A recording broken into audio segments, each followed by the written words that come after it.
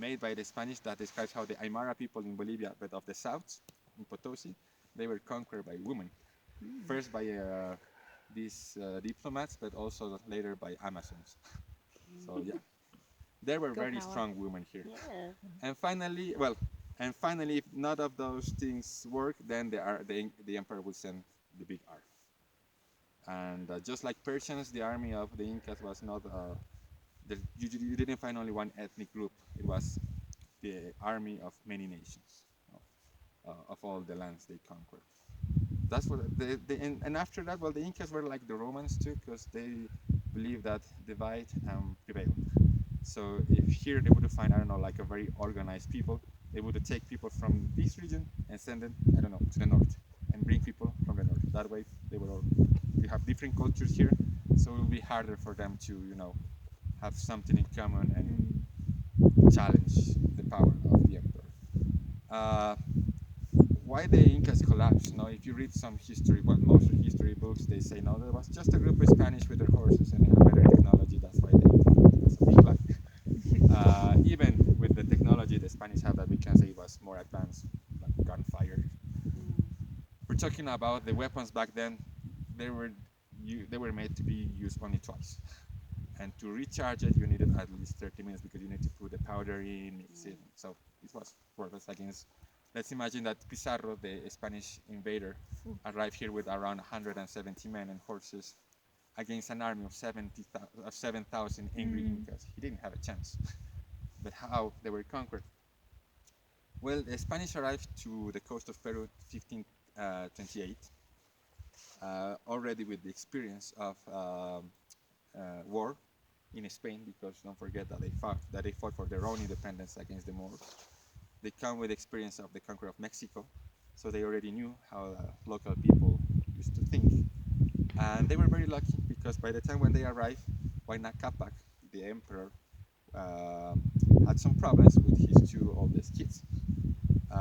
First of all, the Spanish bring some diseases native from Europe, and the emperor unfortunately managed to die of what was I think it was just a cold that killed Like pneumonia. him. So he died without leaving without choosing the next heir to the throne. So his two older brothers, his two oldest sons, Huascar and Atahualpa, they start what? A civil war. Atahualpa runs to the north to Quito in Ecuador, and Huascar stays in Cusco. So the Spanish are so lucky that they kill without intentions to the emperor, but they also find an empire that is divided. So Atahualpa wins the war, and well, what happens all the time after a war? You have a lot of enemies. You have a lot of people that hate you. So the Spanish start to form alliances with local people. So when they go and meet Atahualpa, it's not only a group of Spanish and the horses. It's a group of Spanish with at least 7,000 allies that were the enemies of the emperor. And Atahualpa made a terrible mistake because don't forget that he believed that he was a living god. So he was actually, when you hear the stories that says that people here thought that the Spaniards were gods, it's a lie. Atahualpa knew that they were people, and actually he was very curious to meet him. He was like, who are these strange creatures? I want to meet them. And he had a lot of chances to kill them, but instead of that, he actually allowed them to go and meet him. The Spanish have, of course, another plan in their minds. So when they go and meet the emperor Atahualpa, they already have a plan. They put like snipers around the square, and the emperor went himself like along with just a few guards. He will meet Pizarro. Pizarro will present him the Bible as a sign of, let's say, respect and peace. But actually, that was a very big offense. So Atahualpa grabs the Bible and throws it to the ground. And that was the excuse the Spanish needed to start shooting guns to the sky. And that was the first time that people here heard the sounds of a gunshot. So they didn't know how to react. And while everybody were panicking, that's when they captured Atahualpa. And it's very easy. You cut the head of the snake, and that's it. So the people didn't know what to do because they thought if they captured the emperor, that is a living god, imagine what these people will do to us. It's going to be too late when they're going to realize that they made a big, terrible mistake. Huáscar, the brother of Atahualpa, was a prisoner in Cusco. Atahualpa thought at first that these Spaniards were friends of Huáscar, that's why he sent him to kill. And later on, that will be the excuse the Spanish will use to also kill Atahualpa, because they're going to say you kill your brother, and that's not Christian. Atahualpa offered to pay for his freedom, a rescue that, if we compare it to something today, we're talking about a rescue that worth around $3 billion.